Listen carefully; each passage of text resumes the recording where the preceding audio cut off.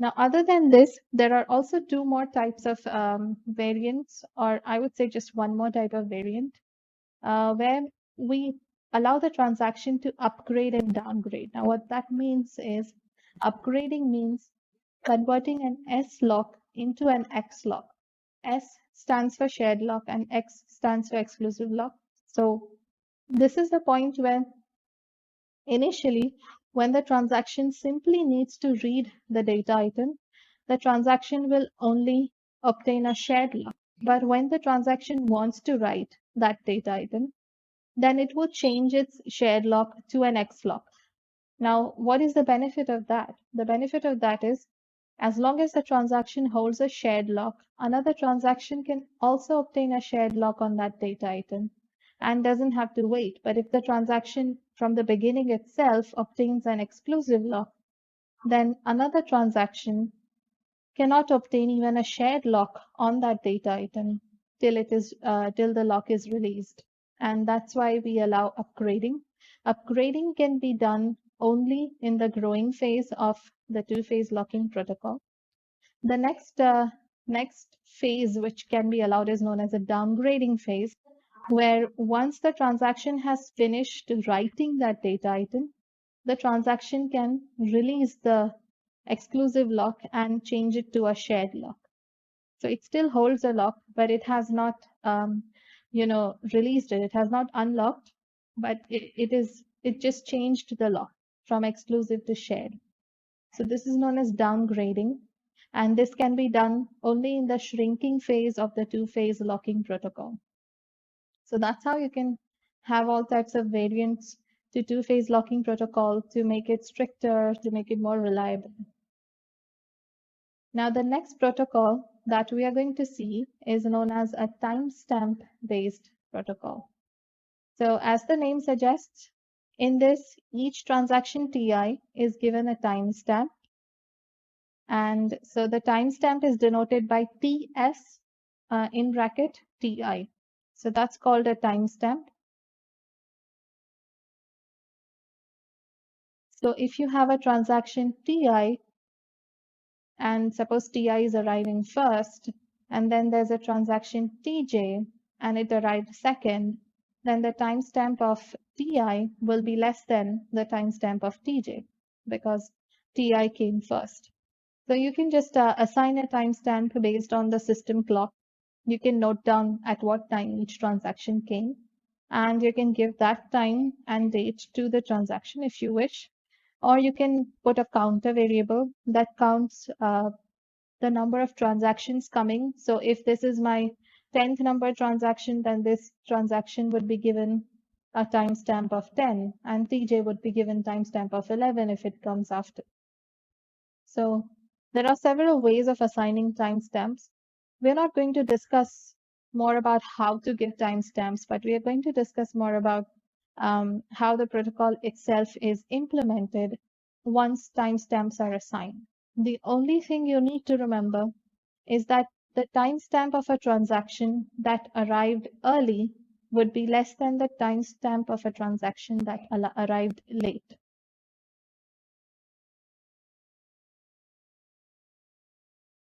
Now, what happens to data items? Only transactions are not given timestamps. Even data items are given timestamps. So consider there's a data item Q. Then this data item is given two timestamps. The first timestamp is a W timestamp, which denotes the largest timestamp of any transaction that executed a write Q operation successfully. So largest timestamp, that means if this data item Q was written by, say, 5 transactions and their timestamps were 1, 2, 3, 4, 5, then the data item Q's W timestamp will be 5 because that's the largest timestamp of any transaction that wrote this data item Q. Of course, afterwards, if another data item comes, another transaction comes like with a timestamp 6, then the W timestamp will become 6. And other than that, we have the R timestamp. So R timestamp denotes the read timestamp, which is the largest timestamp of any transaction that executed a read queue successfully. So if there are 5 transactions reading this data item queue, then the R timestamp will be equal to the timestamp of the transaction having the largest timestamp. So if 5 transactions are there and they have timestamps 1, 2, 3, 4, 5, and all of them are reading data item queue, then data item queue will in the end get the timestamp 5, the read timestamp 5. So that's how we assign timestamps to transactions and data items. Now let's see how to apply the protocol. So now we're going to look at 2 scenarios. The first scenario is where a transaction is trying to read a data item, which is Q in this case. And we're going to see the second scenario. In the second scenario, a transaction is going to try to write the data item. So first scenario is about reading, second is about writing. So in this case, assume that there is a transaction Ti that is trying to read the data item Q. Now, and when can we allow Ti, or when can the system allow Ti to read the data item Q, and when can it not allow this Ti to read the data item Q? Let us see. So if the timestamp of Ti is less than the write timestamp of Q, then Ti needs to read the value of Q that was already overwritten. Hence, the read operation is rejected and Ti is rolled back. The reason for this is some other transaction has already overwritten the value of Q, and you don't want that value to be read by Ti. So if the timestamp of Ti is less than the write timestamp of Q, then Ti is not allowed to read Q and it is rolled back. And I've already explained what rollback is. Rollback is when you take the transaction right to the beginning and start again. Now, what other thing can happen? So the second thing is if the timestamp of Ti is greater than or equal to the write timestamp of Q, then in that case, the read operation is executed. And the R timestamp, the read timestamp, is then set to the maximum of R timestamp and TS of Ti. So let me explain that a little bit if you didn't get it. So the first case we saw was where the timestamp of Ti was less than the W timestamp of Q, in which case we are not allowing Ti to read the transaction, to read the data item at all.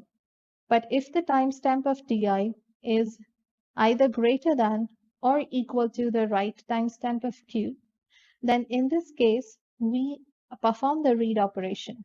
But after doing that, we also need to update the read timestamp of Q. To do that, we check, suppose the read timestamp of Q is right now 10, and my transaction, which is Ti, is having a timestamp of 5, then we are not going to update the timestamp at all because it is less than 5 is less than 10. But if the timestamp of the data item, the read timestamp, R timestamp, is 10 and the transaction Ti is having a timestamp of 11, then we will update the R timestamp and make it 11. So this is the first scenario that I told you about, where we are considering a transaction that is trying to read the data item Q. The second scenario is where the transaction Ti is trying to write the data item Q. So in this case, if timestamp of Ti is less than the R timestamp of Q, then the value of Q that Ti is producing was needed previously, and the system assumed that that value would never be produced, and hence the system rejects the write operation and rolls Ti back. So to perform write operation, we need to check the read timestamp. So just don't get confused with that. To perform a read operation, we checked the W timestamp. To perform a write operation, we are checking the R timestamp. Now, if timestamp of Ti is less than R of Q, then we are simply going to reject the write request and roll back TI. Next case is if the timestamp of TI is less than write timestamp of Q. In this case, TI is trying to write an obsolete value of Q because there's already some bigger transaction which came after TI that has already updated the value of Q. So there's no point in making TI overwrite the recent value of Q. And hence, once again, the system rejects the write operation of TI and rolls TI back. What other case can be there? The third case is the otherwise case, which is when the first case is not true and the second is not true. So this is the otherwise case. Otherwise case would be where TI is having a timestamp greater than the read timestamp of Q, greater than or equal to, and also greater than or equal to the write timestamp of Q. If both are satisfied, then the system executes the write operation and it will set the write timestamp of Q to the timestamp of TI. So that is how a timestamp based protocol works. And if you find it a little bit difficult at first, I just ask you or request you to just go through it once again, and I'm sure you'll get it. So that's it for this video, and I'll see you in the next one. Thank you for watching.